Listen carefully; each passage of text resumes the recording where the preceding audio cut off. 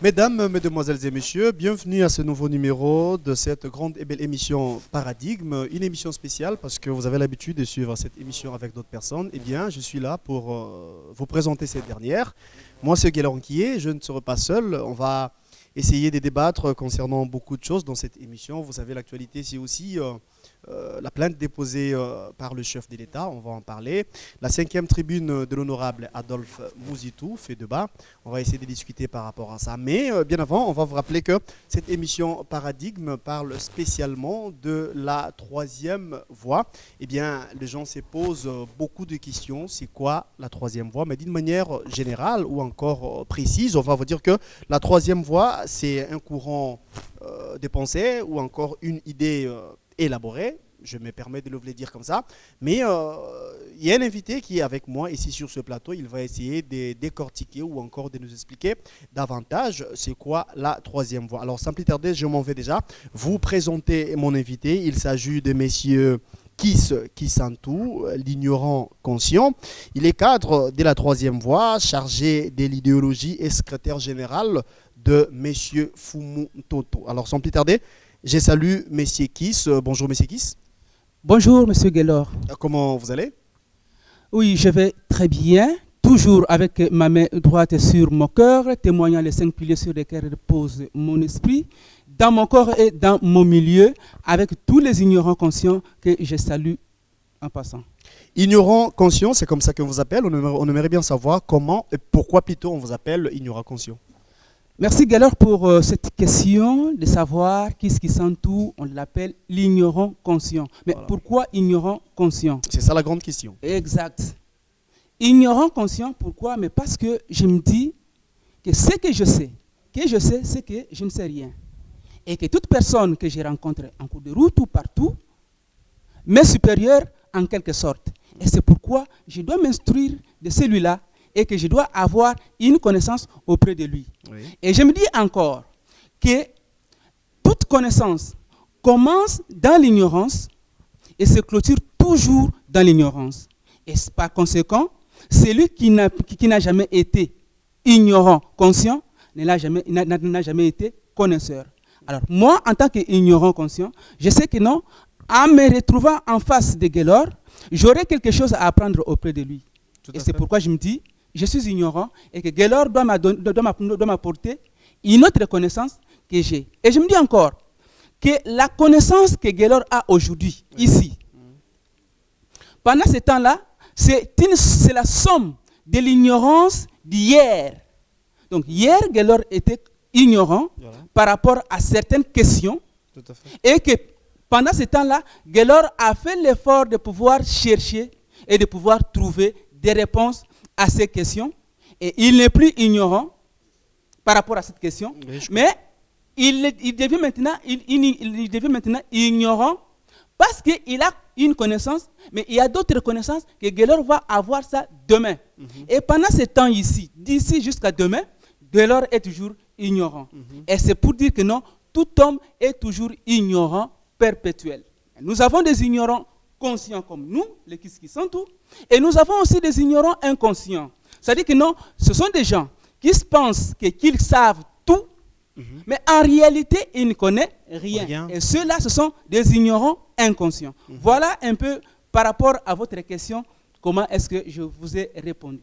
C'est bien répondu d'ailleurs, donc on a compris. Alors on va déjà aller dans le vif du sujet. Je dis tout à l'heure là que l'émission Ce Paradigme qui parle spécialement de la 3e voie et vous êtes cadre de cette 3e voie. On aimerait bien comprendre comment peut-on définir la 3e voie ou encore en clair, c'est quoi la 3e voie?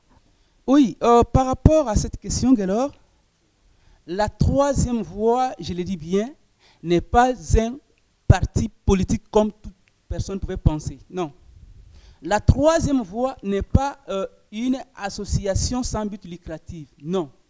La 3e voie n'est pas aussi la société civile, comme on peut se dire. Parce que encore moins une ONG. Encore moins une ONG. La 3e voie, c'est un courant de pensée. Courant de pensée. Un courant de pensée trigamique. Trigamique pourquoi? Parce que nous avons 3 plans au sein de ce courant. Oui. Nous avons le plan spirituel et nous avons le plan scientifique, nous avons le plan politique. Et par rapport au plan spirituel, dans ce plan spirituel, nous nous posons la question de savoir quelle est la place de Dieu dans l'homme pour la société, ou Voilà. pour le développement de la société, pour le développement de l'homme et de son état. Voilà. Nous regardons un peu ce Dieu-là qu'on nous parlait. Il est où? Parce que des fois, on nous dit, Dieu est au ciel. On regarde encore ce que Christ Jésus, lorsqu'il pose, et lorsque ses disciples posa oui. la question de savoir, mais Père, Maître, mais montre-nous comment devons-nous prier. Et Christ le disait, voici comment vous devriez prier. Notre Père qui es aux cieux, que ton nom soit sanctifié, que ton règne vienne et que ta volonté soit faite sur la terre comme au ciel. Vous voyez, là, on utilise le pluriel et le singulier. Le cieux et le ciel. Mais ça veut dire quoi? Donc, au niveau de la troisième voie, vous viendrez savoir pourquoi Christ avait-il dit le cieux au pluriel et pourquoi avait-il dit le singulier. Ça, c'est au niveau de la spiritualité. Je passe maintenant au niveau de la science, Voilà. comme deuxième plan. Deuxième plan comme la science.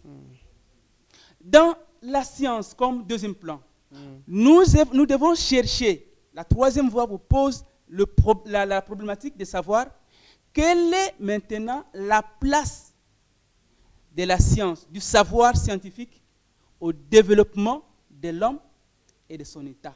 Oui. Parce que nous avons vu qu'avant 1960, le Congo comme État existait, mais le Congo n'avait pas des hommes, des diplômés ou des universitaires dignes de sa taille avant 1960.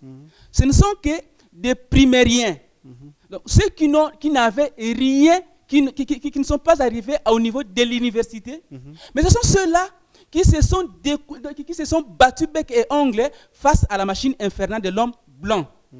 Donc, ils n'étaient pas des diplômés. Ce ne sont que des PP5, ceux qui ont fait des postes primaires.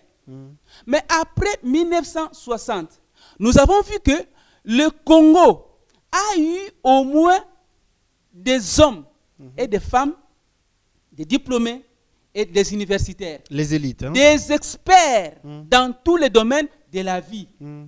Mais lorsque nous regardons la vie d'avant 1960 et après 1960 jusqu'en 1965, où on peut encore remonter jusqu'en 1970, on verra que cette vie-là était tout autre par rapport à la vie que nous menons aujourd'hui avec des professeurs d'université, avec des experts dans tous les domaines de la vie.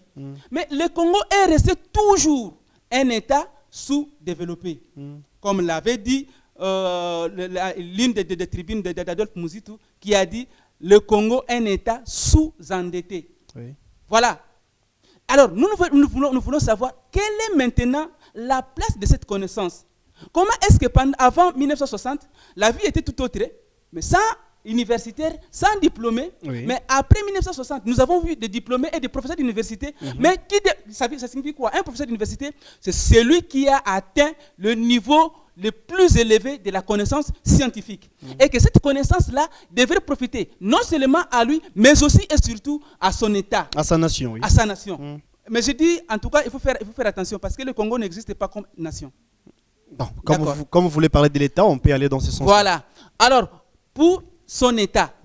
Mais nous avons vu que jusque-là, le Congo est toujours, je ne sais pas à quel endroit je peux le situer. Il est difficile de pouvoir le situer parce que le fossé s'est créé de telle manière qu'il est difficile de pouvoir comprendre là où nous sommes. Et là, la troisième voie dans son plan scientifiques vous apportent maintenant l'éclaircissement sur la science et méthode de développement. Donc, c'est dans ce plan-là. Le troisième plan, c'est le plan politique. Oui. Et dans ce plan politique, qu'est-ce que nous voyons? Nous disons ceci, que la politique en elle-même ne crée rien. La politique n'invente rien.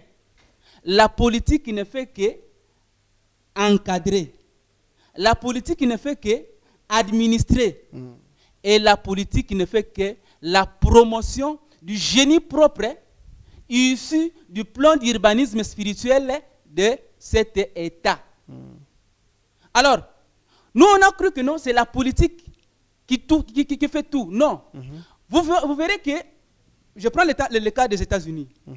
Les États-Unis, si vous voyez Obama en train de tourner partout où il est, ce n'est pas la politique américaine, mais c'est plutôt la spiritualité américaine, dans la science américaine, qui fait que Obama se trouve dans cette position.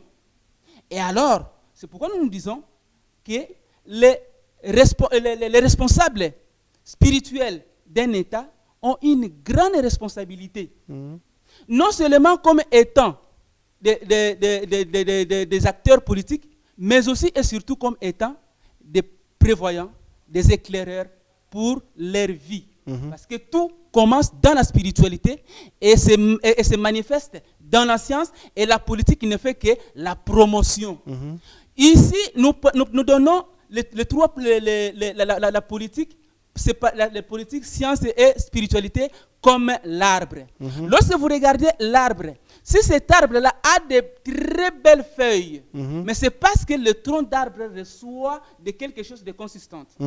Et ce tronc d'arbre, si il est gros, mais c'est parce que les racines qui cherchent la nourriture pour faire nourrir le tronc d'arbre est bien équipé. Vous avez beau parler de la troisième voie, je pense que ensemble avec tout ce monde qui nous suit en ce moment, on a essayé de comprendre quelque chose, mais il y a une question qui me vient. Qu'est-ce que la troisième voie peut apporter à notre pays qui est la République démocratique du Congo, ou encore qu'est-ce que vous comptez faire pour notre pays, vous qui êtes de la troisième voie? Oui, la troisième voie a beaucoup apporté. Je dis bien beaucoup apporté. Comme quoi par exemple? Je prends le plan politique pour ne pas aller trop loin. Je prends seulement le plan politique. Hier, la politique ne se faisait que sur base de l'art. C'est ce qui a fait qu'aujourd'hui, nous avons plus de politiciens. Alors, nous définissons un politicien, c'est qui? Un politicien, c'est cet cadre, ou bien c'est cet universitaire qui vient de terminer les études et qui embrasse la politique. Non pas pour apporter un plus pour son État, mais plutôt c'est celui-là qui utilise la politique ou qui profite de l'ignorance du plus grand nombre de son État et qui utilise la gestion de la chose publique comme moyen d'enrichissement personnel et illicite. C'est comme ça que vous définissez... C'est ça les politiciens. Et il est différent d'un homme politique et il est différent d'un homme d'État. Parce qu'un homme politique, d'abord, il vient sur base d'une pensée.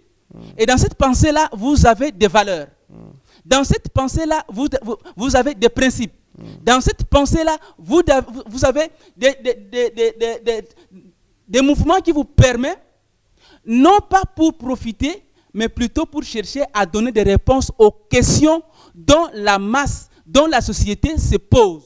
Et celui-là, il vient avec une autre idée, celui-là vient avec une autre vision, et il a une autre façon de parler, d'abord de penser, une autre façon de parler et une autre façon d'agir. Une autre façon de penser par rapport à qui? Par rapport à ce même Dieu. Une autre façon de parler, de penser plutôt, par rapport à qui? Par rapport à ce même homme. Une autre façon de penser par rapport à qui? Par rapport à la même société. Et une autre façon de parler, une autre façon d'agir par rapport à ces mêmes dieux, par rapport à ces mêmes hommes, et c'est par rapport à la même société. Parce que nous ne venons pas pour créer une autre société. Nous ne venons pas pour créer un autre homme. Nous ne venons pas pour créer un autre Dieu. Mais c'est toujours avec ce Dieu-là, c'est toujours avec ce homme-là que nous venons de changer, que nous voulons le changer. Cet homme-là qui est capable de pouvoir détruire, mais cet homme-là est aussi capable de pouvoir construire. Voilà, nous continuons, chers amis. C'est vrai, nous parlons de la troisième voie. Et nous savons que quand nous parlons de la troisième voie, on fait plus allusion à M. Fumon-Toto. Alors ici, j'aimerais bien comprendre qu'est-ce qu'il cherche concrètement, lui, M. Fumon-Toto. M. Fumon-Toto, ou Nkumunje Ibele Bosangi, appellation bien contrôlée, mais non encore identifiée par l'Impelengue. Autrement dit, Fumon-Toto, qu'est-ce qu'il cherche sur le plan politique? Qu'est-ce qu'il cherche? Fumon-Toto cherche seulement que nous avons une potentialité. Et que cette potentialité puisse se transformer en richesse. Et que cette richesse-là puisse être redistribuée par tous les Congolais. Oui. Je dis bien par tous les Congolais, selon son statut et selon son rang. Parce que nous ne devons pas avoir ces richesses-là et redistribuer ça équitablement. Oui, proportionnellement, mais c'est par rapport à chaque rôle joué par tout Congolais, par rapport à son statut social. Oui. Ça, c'est de un. De deux, nous, Fumon-Toto veut quoi? Ça, toujours, c'est dans le plan politique. Fumon-Toto veut assez que la politique, ou bien les politiques du Congo, soient exercées par et pour les Congolais. Je dis bien par et pour les Congolais.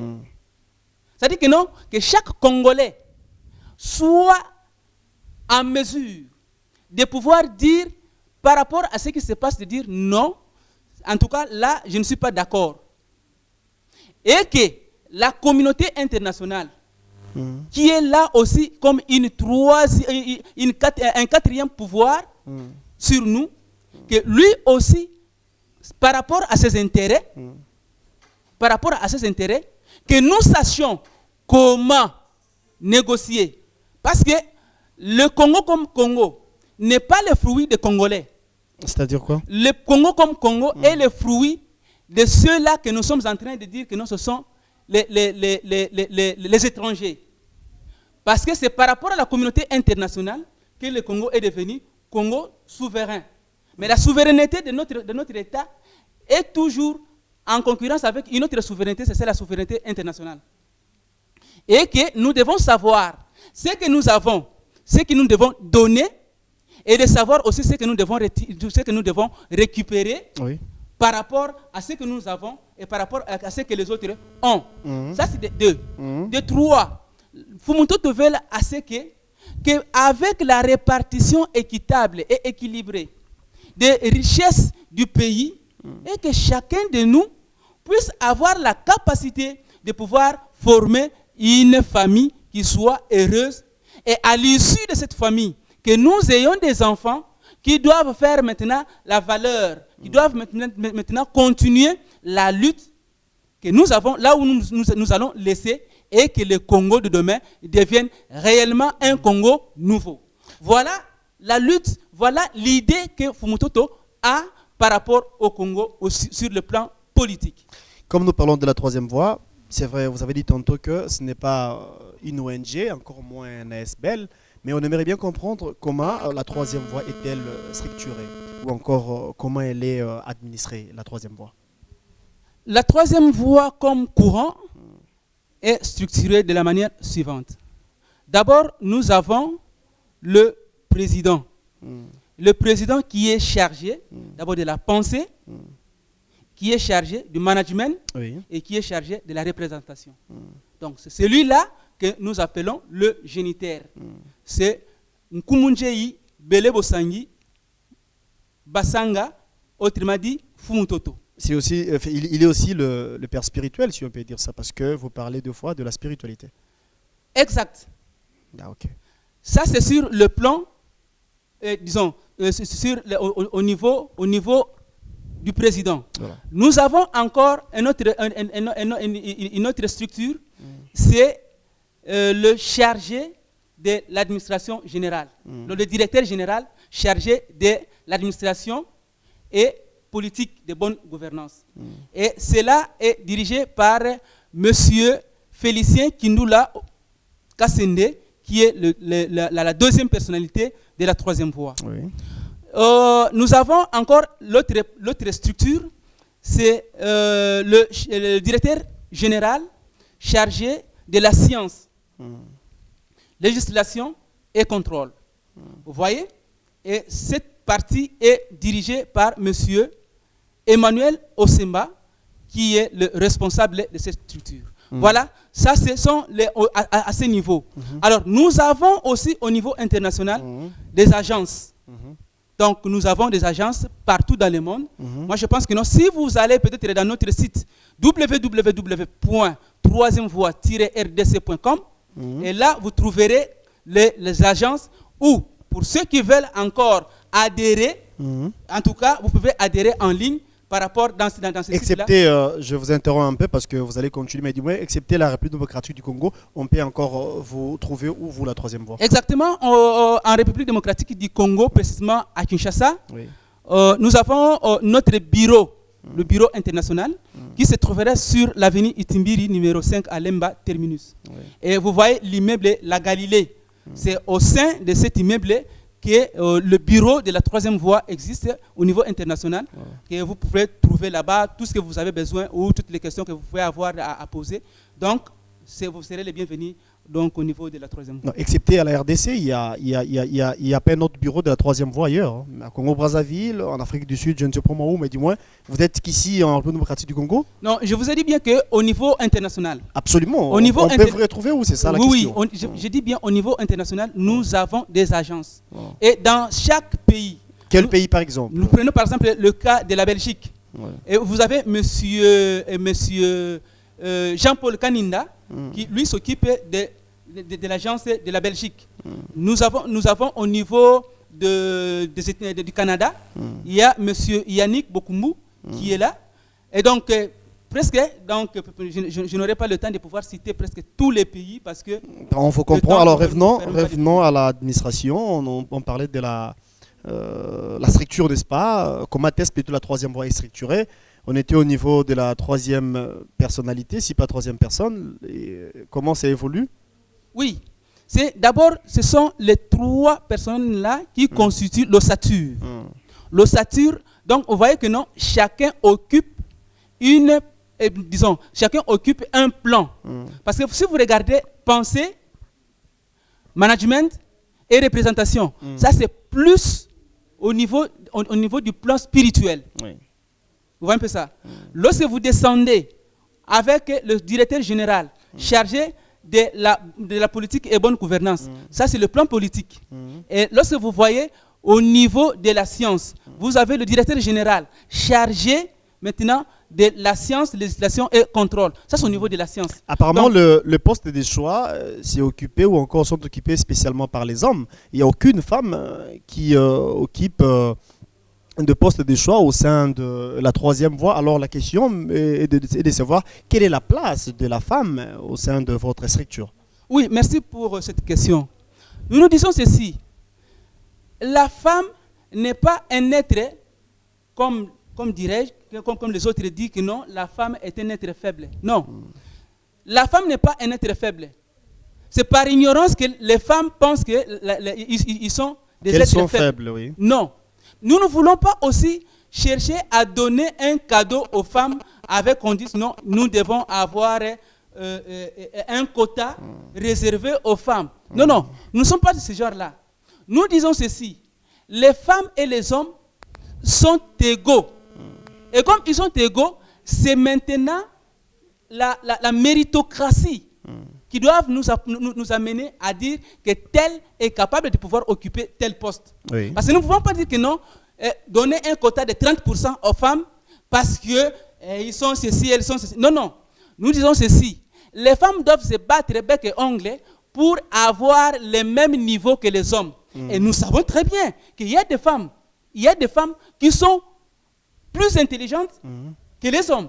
Ça, nous le savons. Mais le problème, c'est quoi? Et que ces femmes-là ne veulent pas se faire voir. Oui. Donc, ces femmes-là doivent se faire voir et briguer et être partout pour qu'enfin les hommes soient étouffés. Les femmes, lorsqu'ils sauront qu'ils sont capables, qu'ils ont un pouvoir que les hommes n'ont pas, ça sera ce même jour-là que vous verrez que non, la tendance va changer. Et que pense la troisième voie pour la jeunesse? Plus la jeunesse congolaise. Hein? Oui, par rapport à la jeunesse, vous voyez que la troisième voie a institué des forums de débat, des forums d'échange. La troisième voie veut quoi? La troisième voie veut à ce qu'ils cherchent d'abord à former et à informer cette jeunesse-là. Oui. Parce qu'une jeunesse formée et informée, cette jeunesse-là serait capable de pouvoir se défendre et de pouvoir réclamer ou réclamer ses droits. Mais avec une jeunesse qui n'est pas formée, avec une jeunesse qui n'est pas informée, il est difficile pour que cette jeunesse-là puisse être en mesure de dire ça, ce sont mes droits et que je dois les défendre mordicus. C'est pourquoi, dans nos rencontres, nous informons, nous formons les jeunes pour que les jeunes de demain, parce que nous savons bien que non, la RDC ou la République démocratique du Congo du demain, c'est une république démocratique qui va être dirigée par ceux que nous appelons aujourd'hui des jeunes. Tout à fait. Parce que ceux qui sont en train de nous diriger, ce sont ceux qui étaient hier des jeunes. On les appelait les jeunes. Voilà. Mais parce qu'ils ont pris conscience de leur existence, ils ont pris conscience que nous sommes venus ici en RDC, c'est avec une mission. Et que chacun de nous devrait être capable de pouvoir défendre ou bien de pouvoir réaliser sa mission. Voilà. En dehors de lui, personne ne pouvait réaliser sa mission. Voilà. Parce que la mission de chacun est unique. Voilà. Alors, si cette jeunesse-là prenait conscience de son existence, prenait conscience du pourquoi de sa présence en République démocratique du Congo, il doit savoir qu'il a une mission. Il doit savoir qu'il doit faire quelque chose pour son pays. Parce que nous ne devons pas chercher, comme les autres le disent, ce que Dieu fait pour nous. Oui, ce que Dieu fait pour nous, Dieu a toujours fait. Mais maintenant, Dieu est en train d'attendre ce que l'homme veut et fait pour Dieu. Et c'est dans ce cas-là que vous verrez que non, Dieu va se dire oui. Les esprits que j'ai envoyés en République démocratique du Congo n'étaient pas des esprits pour garder la terre congolaise. Oui. Ce n'étaient pas les esprits qui étaient là pour regarder les potentialités que j'ai données au Congo. Mais c'était des esprits qui étaient capables de pouvoir transformer cette potentialité à une richesse et que ces esprits se nourrissent très bien par rapport à ce qui est dans le sol, dans le sous-sol et ce qui existe dans l'air et dans l'eau. Voilà, c'est par là que nous disons que non, oui, cette jeunesse est capable et que le Congo de demain, oui, ce Congo-là, nous l'aurons et ce Congo-là est possible avec l'homme nouveau. Et cet homme nouveau-là, c'est parmi toi, c'est parmi moi, c'est parmi les autres qui nous écoutent très bien, qui nous comprennent. Et ce sont ceux-là qui vont adhérer à la troisième voie, qui vont comprendre l'initiative de la troisième voie, qui vont comprendre le but de la troisième voie, les objectifs de la troisième voie. C'est par rapport à ça que le Congo pouvait se dire que non, nous sommes capables avec le Congo de demain. Nous sommes capables parce que non seulement c'est pour le Congo, mais c'est toujours pour l'Afrique, c'est pour le monde. Pourquoi? Parce que lorsque nous regardons l'Afrique, vous verrez que non, le Congo est au milieu. Est-ce que c'est par hasard? Non. Lorsque Fanfaron a dit que non, l'Afrique a la forme d'un revolver dont la gâchette se trouverait où?